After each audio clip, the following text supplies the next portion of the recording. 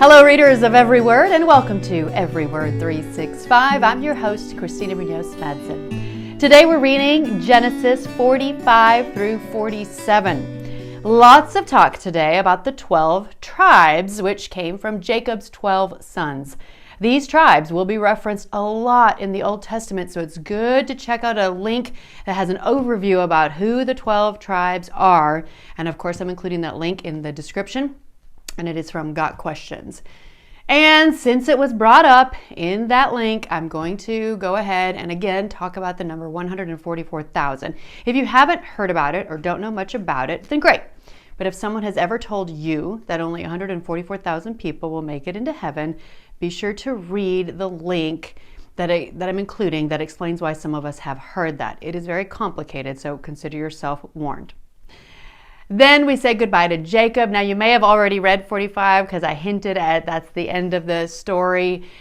So you may have already read that the day before. But if you ever want a Cliff Notes version of someone's life and what we can learn from it, Got Questions usually has a great summary on lots of characters in the Bible. And this is on the one on the life of Jacob.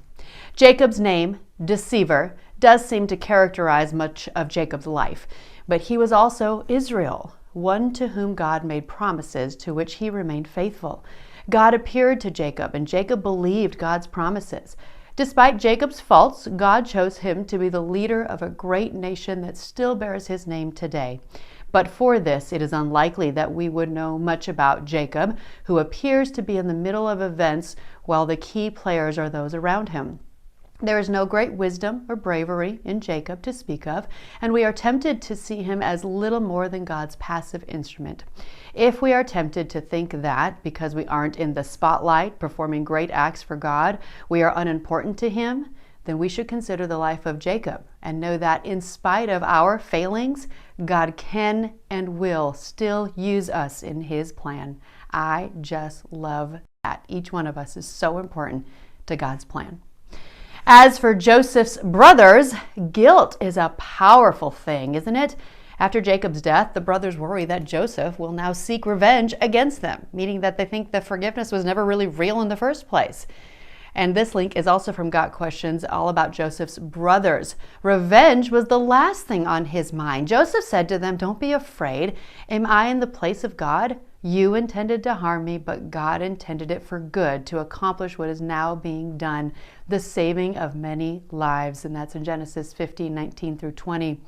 In the story of Joseph and his brothers, we see the themes of forgiveness, the father-son bond, sibling rivalry, brotherly love, God's sovereignty, and God's greater good in times of suffering.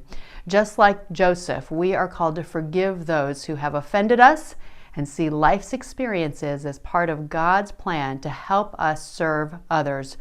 So good, but so much easier said than done, right? Especially when they not only tried to kill him, they pretended he was dead. And Joseph forgave them genuinely and authentically. And I hope we can all learn a lot from that. And in today's daily walk, every experience in life, from the most pleasant to the most painful, has been allowed by God for a very special purpose. Now, we don't always see that purpose right away, do we? But that's where our faith and trust comes into play. And if I'm being totally honest, I never really knew what sovereign and sovereignty meant. It's kind of like if you grow up in church, you might hear that word a lot, but you may not actually know what it means. And I didn't give my life to Christ until I was an adult. And so I kind of passed over that. So I'm going to include a link that's got a great explanation and a fascinating analogy using an ant.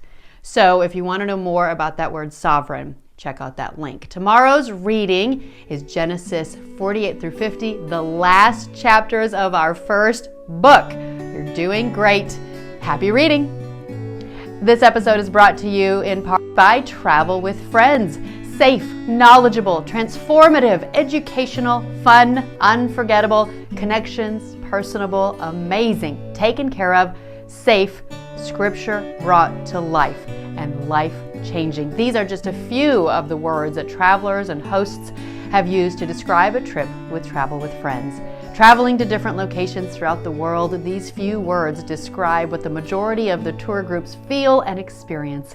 If you want to travel with a trustworthy, dependable, and reliable organization, Just give them a call, 501-379-9226, or email friends@travelwithfriends.com, or click the link in the podcast description and let them make your travel dreams come true.